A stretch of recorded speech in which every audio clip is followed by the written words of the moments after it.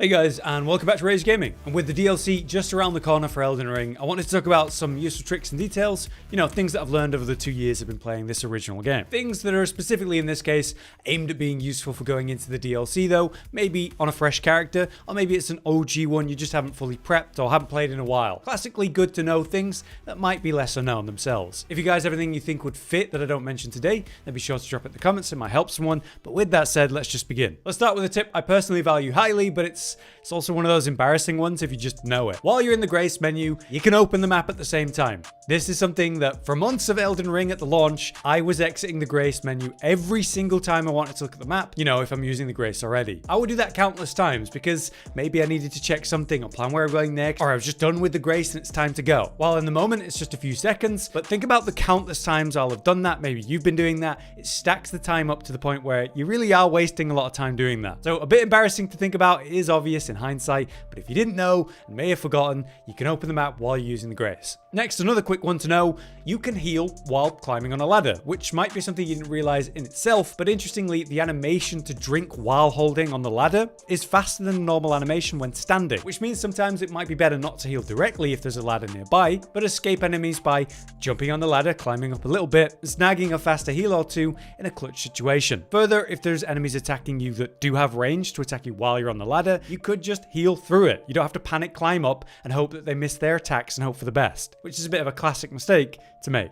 Moving on, let's talk about the classic Margit and Mohg shackle items. These can be used outside of their respective fights if you didn't know, and that is worth doing. That's because they can do a couple things, like actually trigger pillar traps, which will deactivate them even from range or further around a corner, and they can be a pain in the butt, especially if you don't have a bow on hand to range them for the same effect. Instead of dealing with a trap normally, or maybe dealing with enemies attacking you at the same time, you could just use a shackle and cancel it, making the whole situation so much easier. So I think having at least one of these on your character is good just for that, but they also reveal nearby illusion walls too. This seems to work because it's technically doing some kind of tick of interaction as if you rolled into the illusion wall or something like that, so it's quite handy. It can be a fast and easy way to check in AoE around you if there's any illusion walls, so that could speed things up for you while you're exploring in a new area in the DLC. Next then, we need to talk about a couple of enemy types and their hard counters. We don't know these exact enemy types are going to be in the DLC, but the mechanics behind certain items or incantations being hard counters specifically meant to work with these, that's going to be a thing for different enemies in any case. Maybe these same tricks will work on new enemy types even, or it's just something to be aware of to try with new items. Firstly then, we have the super annoying revenants, those ridiculous, unholy enemies that kind of blindly swing and charge at you constantly. I think a big part of why they're so annoying is they never really let up, they're always attacking, which means they're always interrupting what you're doing. With this enemy type though, you can simply use an AoE healing incantation. Any you like, it just needs to be AoE healing so that you could heal an ally with it as well as yourself. These unholy revenants actually take damage from these AoE spells, but not just that, it's a huge amount of damage like a critical hit, and it's also an instant stun, which can be then punished with a critical or just free up another charge of a heal to finish them off. It could be even the basic beginner heal options too, completely countering these really annoying enemies from the beginning of the game. I expect we'll have unholy enemies in the DLC of some kind. Maybe this kind of AoE healing to damage could be relevant. Speaking of unholy enemy types and their big weaknesses, what about, say, the Deathrite birds? These guys can be hard countered by a very simple Ash of War you could apply to many weapons. It's Sacred Blade, which on use buffs your weapon with a holy effect, but also fires off this ranged arc when you apply it, and you can even aim it with the auto target. This also costs very little FP, so it is spammable, perfect again for the annoying Deathrite birds. You want to aim at their head and spam it where possible, that'll do the most damage, and potentially stagger them too. This is especially important because these guys are all over the normal map, and are definitely worth hunting down now if you're making a new character. There's good runes and often good rewards tied to them, and again, I'm not convinced these exact enemies are going to be in the DLC, but the very same concept might apply in a new way. Lastly, for that topic, I also want to talk about the construct enemies, meaning things like the stone imps or the cat bosses or even the giant stone golems. They're all of the same nature, these stone creations that are being powered by some kind of similar energy. The thing is, these guys can all be greatly affected by the crystal throwing knives, the crystal darts, a throwing item that is easy to aim and use. It essentially reworks their nature, causing them to fire fight one another, which can take a fight where there's tons of imps on you, or say a big annoying cat and imps in a boss fight. Even the golems, they'll turn against each other and give you the room to maybe deal some damage yourself, evade a lot easier, or set up something you're planning. So just being able to take the pressure off yourself by throwing one of these knives, like an annoying pack of imps, that can be life-saving for something so easy and so effective to apply. Once I learned this was a mechanic, I've always kept crystal darts on me in any playthrough where possible, because occasionally you come across these enemies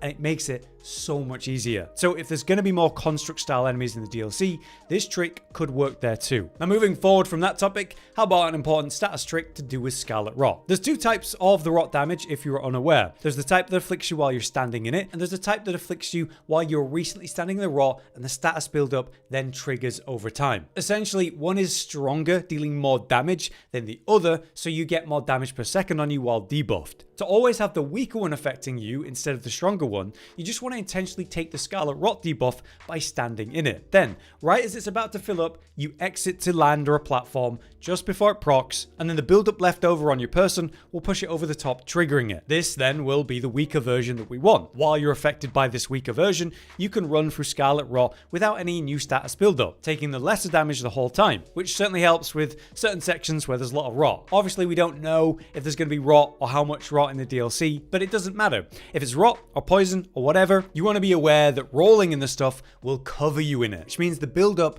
after you exit lasts a lot longer before it kind of gets cleansed from your clothing. That makes it way more likely you'll trigger it even when you don't mean to. So if you can, try avoid rolling in any status build-up liquid so you don't get covered in the stuff when you do exit. Next, one that will benefit most people making new characters. I think it's a well-known thing that there's a giant old as hell dragon, Greyoll, in Caelid. It's right by a Grace 2 on the eastern side. It's easy to get here early and then use a bleed weapon of some kind. Bleed weapons will proc that bleed for a percent of the target's overall health, so dealing massive damage to the enemies that have bigger health bars like this one. And then of course, when you kill it by safely attacking it from behind, you get this massive pile of runes. We can indeed increase the amount of the runes by using rune increasing effects, such as the golden scarab talisman, or say the gold pickled foul foot, a temporary item. But did you know you can technically farm her over and over in one playthrough, one character? That's because when you land the killing blow, you can turn and run to the Grace and activate it before the death really takes hold. This results in some of the runes, tens of thousands, but then Greyoll doesn't actually die, which means you can turn around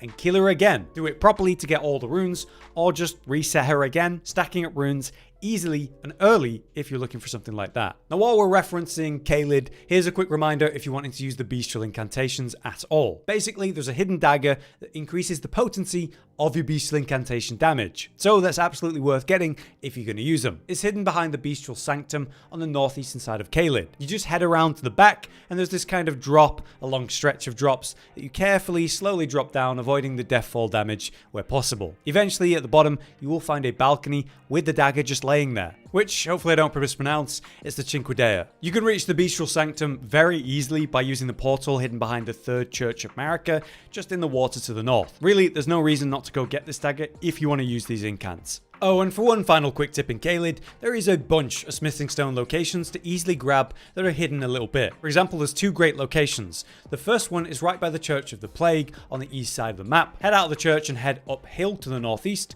and you'll see one of those springs for Torrent to jump up, letting you reach the plateau above. Only if you aim left and land on the giant skull instead, you'll find a bunch of items. There's 2 smithing stones at level 7 and 1 at level 8, and also a stone sword key on top.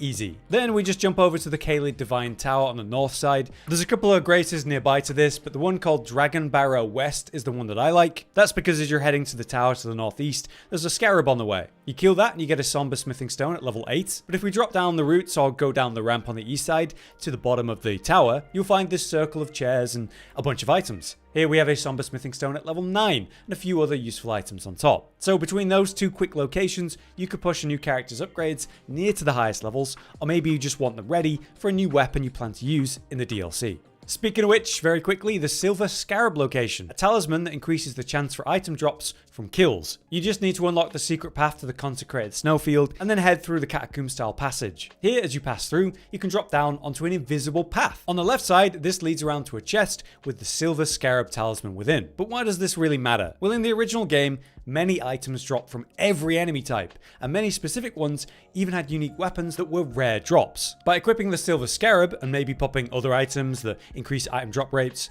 you could raise the odds that one of these weapons would actually drop for you. And with there being over 100 new weapons in the DLC, we expect a good chunk of them will be dropped by specific enemy types again. Therefore, making sure you have this talisman ready for whatever farming you plan to do, it is a good idea. Finally, a couple quickfire things that are nice to have in mind going into the DLC. If you're unaware, you want to aim for around level 150 for the DLC. That's because in the early playtests going on, all those pre-made characters people are playing, they were exactly level 150. This heavily implies that the expected level to complete the DLC is 150, but you know, being a bit over that or under that, it's completely fine. You're going to get a lot more XP while you're in there, so it's no problem if you're a bit under leveled. 120 or something like that, that'd probably be the bare minimum. But my advice is to take on Malenia and defeat her. That'll be a good bar to know whether your character's strong enough and ready for the DLC. Miyazaki let us know that we can expect roughly the same level of difficulty as Malenia for the DLC. We don't know if he means in general or character power level, or maybe he just means Messmer will be that hard. But in any case, about 150,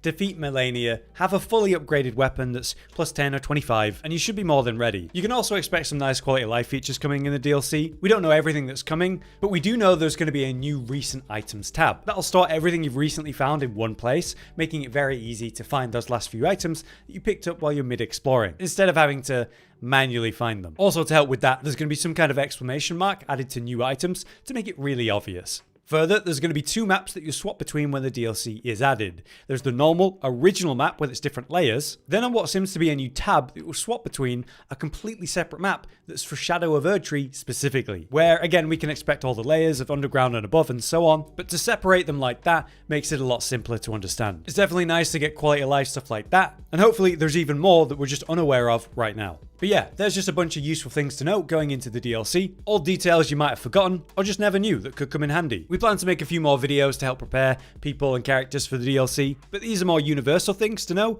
to get us started. Again, if you have anything like this to add to the topic, let us know in the comments. But for now, I've been Hollow, you've been you, thanks for watching.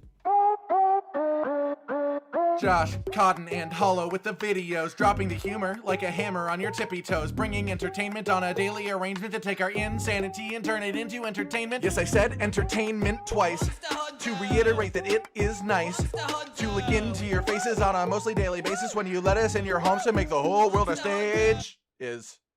Goodbye.